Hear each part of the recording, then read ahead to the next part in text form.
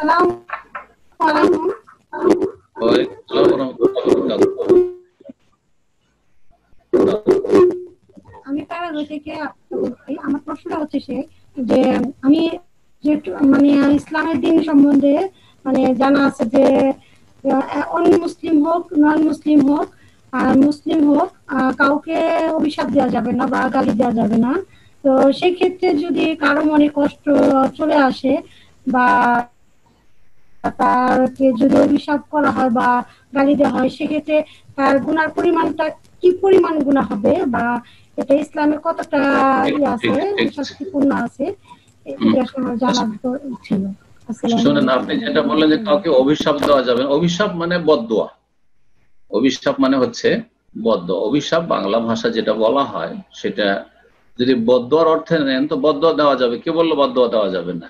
কিন্তু যাকে তাকে বদদোয়া দেওয়া যাবে না। জালেমকে বদদোয়া দেওয়া যাবে।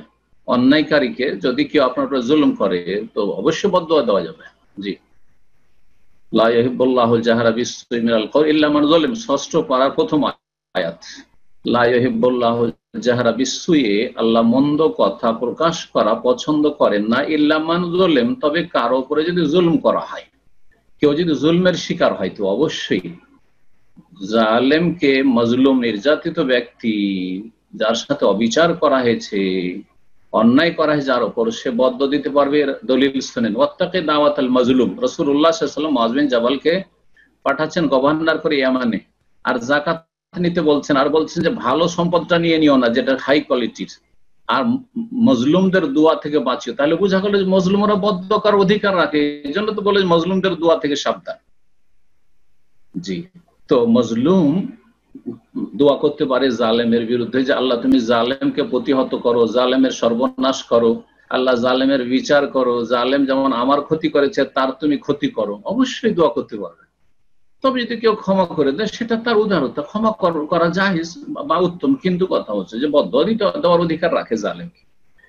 নির্দোষী ব্যক্তির জন্য বদদোয়া করবেন না আপনি, নির্দোষী ব্যক্তির জন্য বদদোয়া করবেন না, অভিশাপ দেবেন না। ছেলে মেয়েদের যদি অন্যায় হয়ে যায়, ভুল হয়ে যায়, বদদোয়া দিতে নিষেধ আছে, কারণ বাপ মায়ের দোয়া দ্রুত কবুল হয়ে যায়।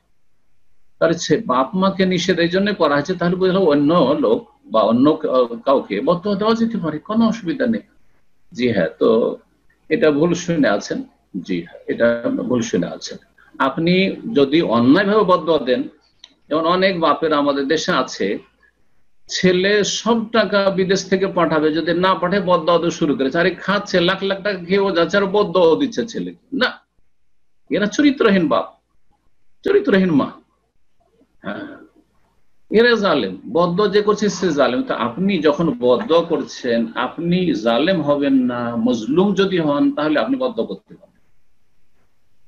এখন আমরা তাওহীদ সুন্নাতের দাওয়াত দিচ্ছি, তাদের হিতাকাঙ্ক্ষী, তাদেরকে জাহান্নামের রাস্তা থেকে ফিরাবার চেষ্টা করছে, আর তারা আমাদেরকে বদদোয়া দিচ্ছে।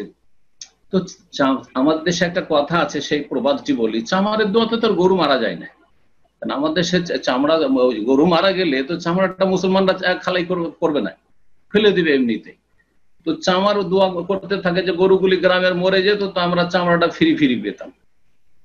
তো এই চামারের দোয়াতে তো গরু মরে না। তো যদি যেই ব্যক্তি জুলম করছে, শিরক করছে, বিদআত করছে, আর আমি ইসলামের দাওয়াত দিচ্ছি, তাওহীদ সুন্নাতের সহি কথা বলছি, আমাকে বদদোয়া দিলে কিছু হবে না, কিছু হবে না ইনশাআল্লাহ। কিন্তু অন্যায়ভাবে যদি কেউ অন্যায় করে তাহলে অবশ্যই বদদোয়া লেগে যাবে। অন্যায় করলে অবশ্যই বদদোয়া লেগে যাবে এবং বদদোয়া করা জায়েজ আছে।